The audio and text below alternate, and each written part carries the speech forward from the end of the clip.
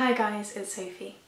So today I'm going to be doing a very late May wrap up, mostly because I don't ever want to miss any of my wrap ups. I really like them and I just couldn't film May's, but I want to show you what I've read and just keep that continuing through. I will do one for June separately, but there's too much to show you in 1 month, even though June's going to be light. So I'm going to jump straight in. I'm not going to split it out even though there's a lot of books. So it's maybe a long video, maybe quite a rambly video, but you have to put up with that. That's what we're getting to at the moment. So I'm going to start with non-fiction, of which I have two. So the first one that we have is Our Revolution, A Future to Believe in by Bernie Sanders. Now I was unfortunately a little bit disappointed in this one. I think partly that's not the plot of the book, it's partly because I was really interested in sort of what was going on in British politics at the time. We were coming up to our general election and this felt like a bit of a distraction, I guess, from it. And I think also I wasn't expecting it to be so much about his campaigning. I wanted it to be more about his ideals, and whilst I think you could tell his ideals from his campaigning, probably the first half of the book is mostly just his campaign trail and it just wasn't as interesting as I thought it was going to be as a book. So maybe it's one that translates better for Americans and is more relevant, but for me it just felt a little bit too far-fetched in terms of sort of the applying of those sort of facts to the situation we're in, as in with British politics. But yeah, so didn't love it, I'm afraid. So the next one I have is The Decline of English Murder by George Orwell, and this is a collection of some really short essays as part of the Penguin Great Ideas collection, and I did like these. I think I read them in a couple of days and they were interesting. Actually the first story is my favourite. It's one called Clink, in which he tries to get into prison and discusses what it's like having been in prison. So he gets himself horrendously drunk and basically throws himself at the feet of a police officer and tries to figure out what that's like.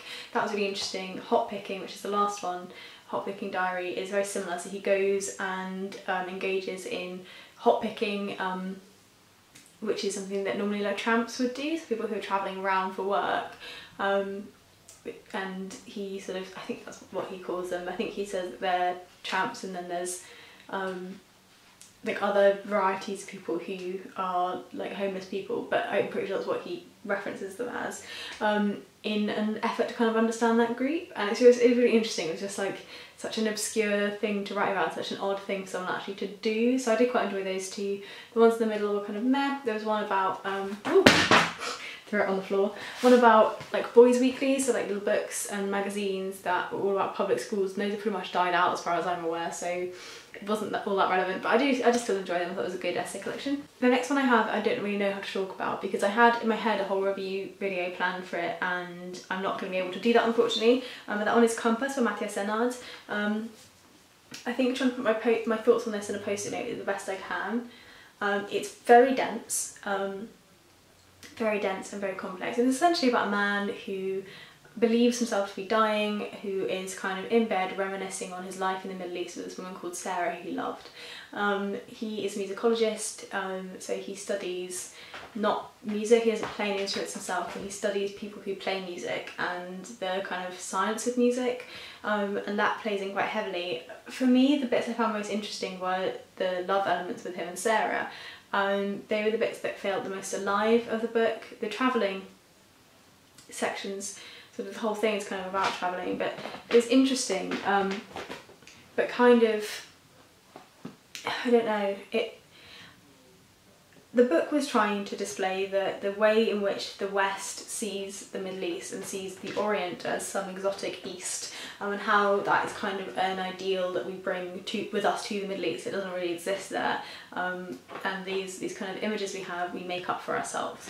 And it did feel a little bit almost colonial in tone by how the Middle East was almost captured by their travelling through it. That's what I think I just liked about it, but then I kind of feel like that was the intention of the author. So yeah, there's my thoughts on a post-it note on Compass. Sorry I can't do a full review video, but yeah, there you go. And then the next one I have, I did actually rather enjoy it, and that one is The Reluctant Fundamentalist by Hamid. And this one is about a man who, it's kind of a conversation between two men. It's a conversation between two men, the first line of which is, "Excuse me sir, but may I be of assistance?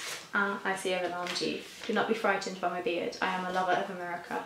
And it's a man who is speaking to this other man and having this conversation about his life, about how he grew up in Pakistan, and about how he moved to America, and about his feelings about America, and it kind of unravels as you go through it, and it's one of those ones where I went in pretty blind, and I think I'm glad I did. I think it's best done blind, and yeah, I did find it interesting. I didn't love it as much as I thought I was going to, but I think that was just, one of my subscribers actually said that he's a really contemporary writer, and probably when he writes you need to like read it immediately, because this would have been really powerful when it was written, I think, but it's lost some of its strength just because of the time it's been since publication. And the next one I have is a short story collection called Flamingo Land and Other Stories by Ellah, Wakamama, Allfrey, and unfortunately I was really disappointed with this one. It's not been a brilliant reading month so far.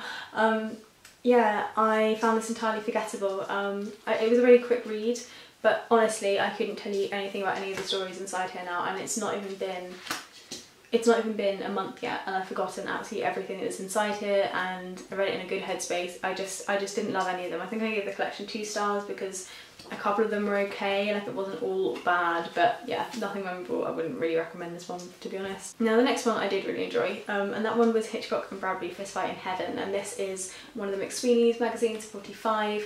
It's a collection of short stories from a whole host of different authors, but it was really interesting because it's essentially like fantasy and sci-fi but in like a literary sense, and I actually really loved them, and they're really well-known authors who normally don't write in those kind of styles, but who've written short stories that maybe haven't been published before or that are less well-known, and I loved it.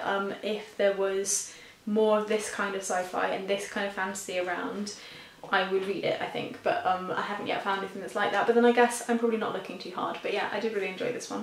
This cat is absolutely being a demon from hell today. She's scratching and biting and clawing and just not being a happy kitten, and I don't know why I'm being so brave to put her so close to my face given how hyper she's been. But yeah, I keep trying to put her down and then she'll chew on the books I've put on the floor, and I can't teach her not to chew. She can't chew books on this house, like there's too many books in this house, she'll destroy everything. Anyway, I think she's wandering off now. The next one I have is another one that I actually did really like, and that one was Death at Intervals by Saramago. I went through this one with a red pen and underlined so much. I thought it was brilliant. It's one of those books that talks about the personal and the political in such a brilliant way. I love Saramago already, you already know that, I'm speaking about him a fair deal. The basic premise of this one is that death, as in the forced death, decides to hang up its scythe and stop letting anyone die. One day it just decides, no more, I'm not letting anyone die. And it's about the effects that has on that community, and it's funny and it's serious and it's deep, and he's such a brilliant writer. I've loved everything I've read of his. I'm not going to tell you anything more than that because I do think it's good. It's short, it's a weird style, he writes without kind of lots of punctuation, and it's not really clear who's talking his dialogue when you first read him, but he's well worth having a shot at if you haven't already. Now the next one I have a full review video on, which I'll link probably down below for you or here somewhere, so I'm not going to talk about that one, but it is Things We Lost in the Fire by Mariana Enriquez. I did really enjoy this one. It's a short story collection. As I say, go and check out that video if you want some more comments on that one. And the next one I have is one that you guys sort of pushed me to read so much, and it was really good, I did enjoy it. Now there's All the Birds Singing by Evie, Wyld. This is a novel which is set kind of between this remote English island and Australia, on like a sheep ranch, and it's about a woman who is like not your typical kind of woman. Like she fits in well with like sheep shearers, if that makes any kind of sort of oddity, but I really liked her as a character. I think that's what I enjoyed most about this one. It is a dark book. It is one of those books where you're not quite sure what's happening as you're reading through, and you kind of piece together yourself a lot of her life and a lot of the story through things that have happened as a result of her life, which I actually really enjoyed. It's a bit of like a investigative novel in a way, like you do have to do quite a lot of work for it. It's also kind of that rural setting and isolation, and I like sort of strong female characters who aren't the most likeable people in the world. So yeah, I did really like this one, and thank you for pushing me to read it. I knew I'd like it eventually. And the next one is another one that's going to be hard to try and summarise in such a short space of time, but I'm going to do my best. And that one is Anna Karenina by Leo Tolstoy, and it's a fairly chunky book, as I'm sure you're already aware. I read this one for about a month and a half, I reckon, to get it done. I listened to most of it in audiobook because I found that helped me the most. I did quite enjoy this book. However, one storyline for me was much more intriguing than the other. I really didn't get on with Anna Karenina throughout the entire book, and her story with her love interest didn't interest me half as much as Kitty and her love interest sort of struck with me. So I found that I was being irritated with Anna for a lot of this novel and wanted to get back to the more interesting storyline, which I saw as Kitty, and that's mostly because the male love interest of Anna's is someone that I took a disliking to really early on, and I wasn't rooting for them and their relationship at any stage in this book. To be honest, I thought it was a bad idea from the start, and it just seemed to get worse. Yeah, so I think it was a good book to read. I'm really glad I've read it. And I'm really glad that I did actually quite enjoy it, because I was quite nervous for it. But yeah, I think reading it, listening to it on audiobook worked well for me, and I'm going to think about doing the same thing for War and Peace eventually. We'll see how I go with that one though. And the next one I have is Go Tell It on the Mountain by James Baldwin. Unfortunately, I didn't like this one as much as I was expecting to. So James Baldwin blew me away with Notes from a Native Son, and I was really expecting to love this one. But I think he developed a great deal as a writer between when he wrote Notes from a Native Son and Go Tell It on the Mountain. So this is his first novel, I believe. I think you could see that. I think it felt a little bit disconnected from me. I did like the way it was told.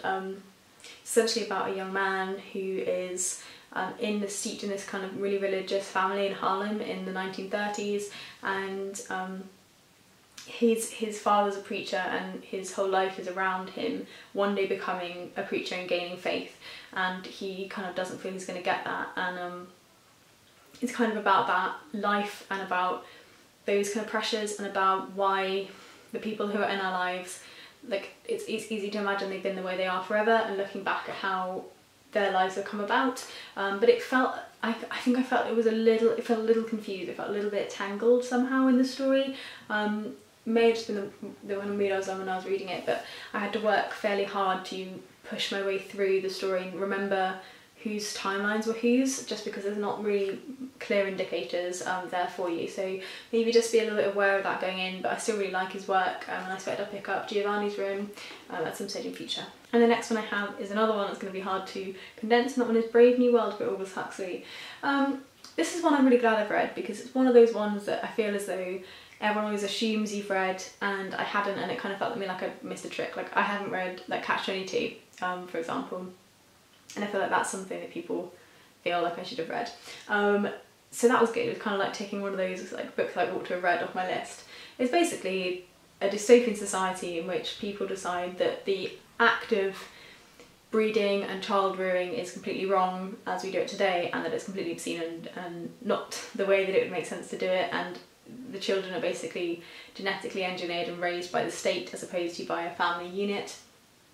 It's sci-fi, it's dystopian. It was interesting, and it kind of compares this sci-fi genetically modified situation with the kind of savages who are the people who are like we are today and have babies normally. It plays with a lot of ideas. It plays with the ideas of consumption and communism and the kind of perfection of breeding, the kind, I can't remember what the word is, it's gone, but genetically engineering yourself to make a more perfect race, the kind of Nazi ideas. And I did think it was interesting. I can see why it's taught a lot at school, at sort of A-level, GCSE level, because I think it has quite clear and strong messages that it puts out throughout most of it, and there's not a lot of work you have to do to get to the main themes. But that said, as I say, I'm glad I've read it, and I did think it was interesting, even if I'm probably a little bit too old to be its target audience, and the times are slightly different as to what we think now to make this one any kind of shocking dystopian for me personally. But yeah, I did quite enjoy it. Didn't love it as much as everyone seemed to think I would. And the very last one, I promise, is The People Who Watched Her Pass by Scott Bradfield.